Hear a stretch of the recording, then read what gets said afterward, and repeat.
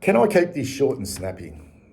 Let's see if I can. Let's see if I can get my point across, because I don't want to labour on last night's defeat against Hawthorne. I really don't. So to put it simply, we couldn't. We were incapable of matching Hawthorne's physical intensity. In fact, we were nowhere near it in that first quarter. I asked why. I mean, they left stoppages unchallenged, and we lacked tackling pressure, broken tackles, and we just allowed them just to sort of waltz through traffic and have sort of straightforward scoring opportunities. And the game was over at quarter time, a bit like our season, really. Our season was done and dusted a while back now. That was the game. And I didn't actually think Hawthorne really were... I don't follow them closely enough, but if I was a Hawthorne supporter, I would have been a little bit frustrated with the way they played, probably halfway through the second quarter to the end of the game. And that had nothing to do with us. It was more about them. But I'll let Hawthorne supporters talk about that. But they were kind of a little bit frustrating. And we did, look, we were plucky, I suppose, once the real heat out of the game went away. And the heat definitely went out of the game after probably halfway through the second quarter. I've heard a lot, guys, about we didn't come to play. How dare we rock up to such an important game? Sam Docherty's farewell game, Jacob Wiedering's 200th game. How dare we do that? The lack of effort, the lack of intensity. Not for 1 minute, 1 second did I think our players rocked up to that game with that mindset at all. There's no way in the wide world did they rock up to that game wanting to put in a performance like that in the first quarter against Hawthorne in this game. Let's remember one thing though here with this. Hawthorne were playing really for something. Okay, they were playing for success. Yeah, they're playing for success. And that is a premiership. They're meeting expectations. They want to play finals. They're not there yet. And they want to finish as high up on the ladder to give themselves an opportunity to win a grand final. Doesn't matter what we think, whether they're ready or not, really, they're just in it. They're in it. And that must bring an amazing amount of motivation, excitement, energy, because it's a team game and you play for flags, you play for premierships, and they are meeting expectations. They are a good team. They are a good team. They are well set up. They've got a good game plan. They move the ball well. They've got good connection. Execution's pretty good. The new buzzword shape, changing the angles, all that type of stuff. I thought their skill level was a little bit down last night, but maybe they've layerised a bit. But they're a good team to watch, and they're extremely well coached.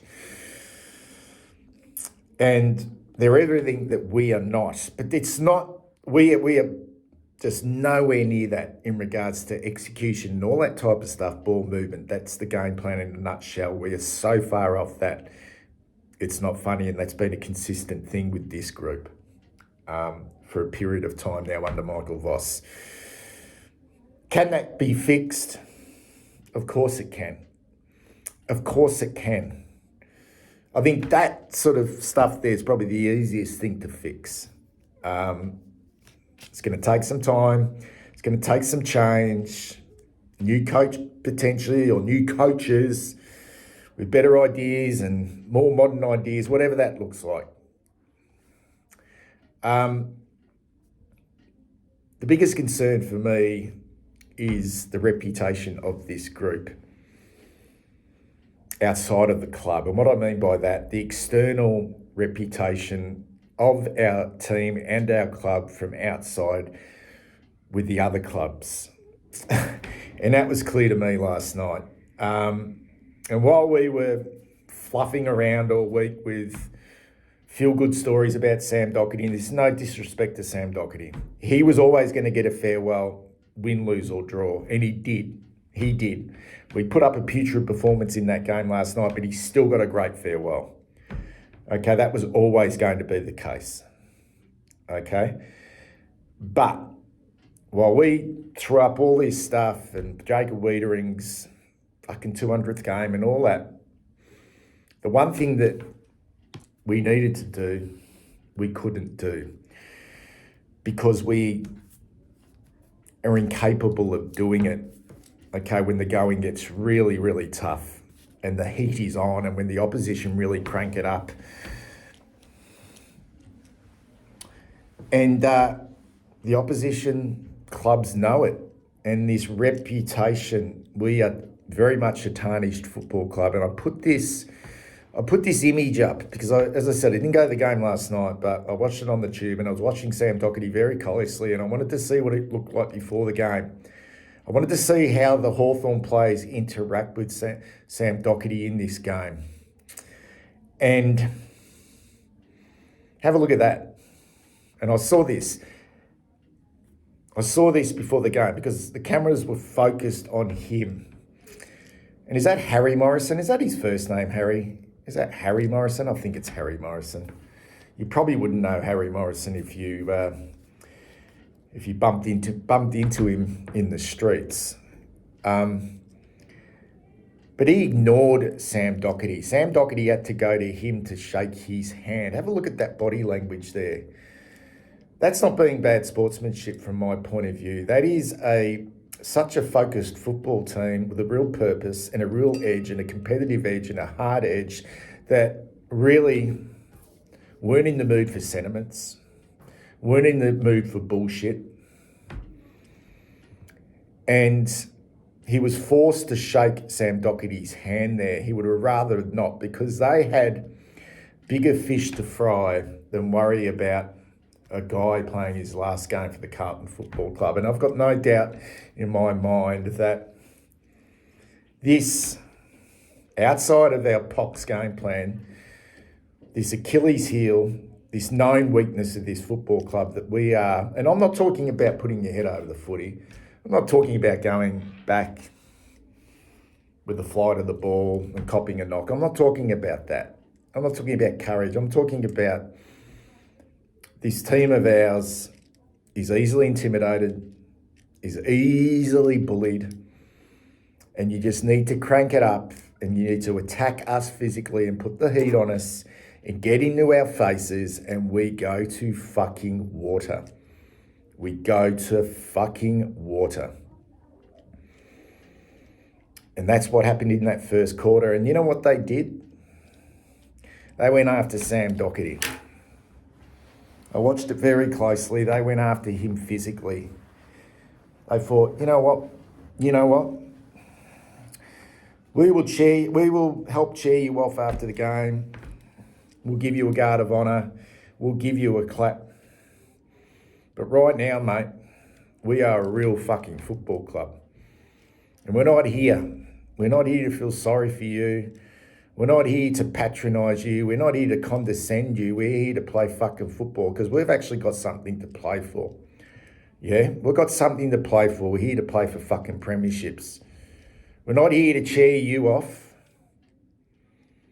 We're not here to make you feel good. Okay, we're not nice guys. Okay, and that was fucking clear in that first quarter. It was clear as daylight. And I reckon our guys actually went out there to try their hardest, but as soon as they felt that pressure from Hawthorne, as soon as Hawthorne cranked it up, we couldn't go with them physically, mentally, emotionally. And what happens in that case, guys, is if the leaders can't do it, if the leaders are incapable of doing it, and I'm not just talking about captains and vice captains, I'm talking about your core group of experienced players who've been around the traps for a long time now. a period of time. If they're incapable of doing it, then how can you expect your young players to follow suit? It's a it's this is a tarnished football club, and surely Graham Wright, who's been at the club now for a period of time, and he's observed this club from the outside as well.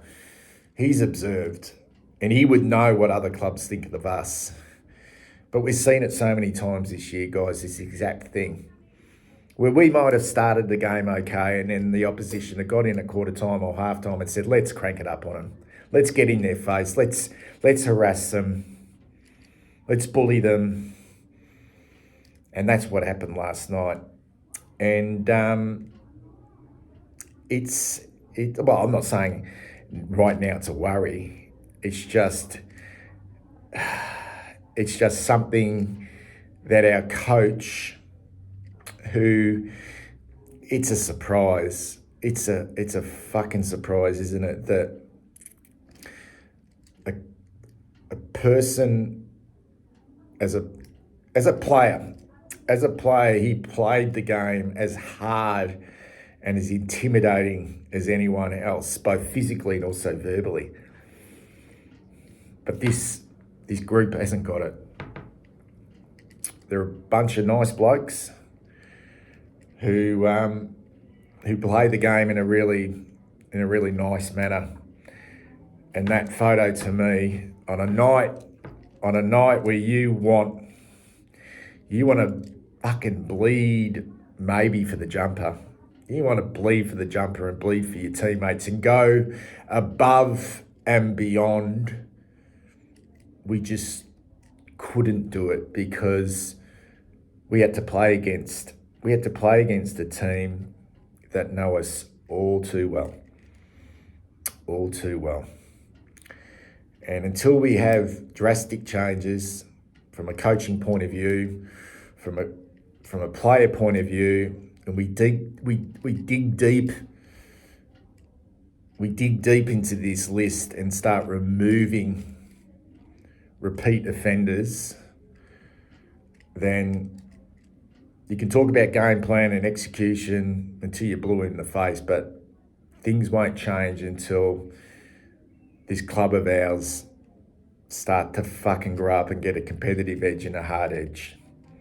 Anyway, take care.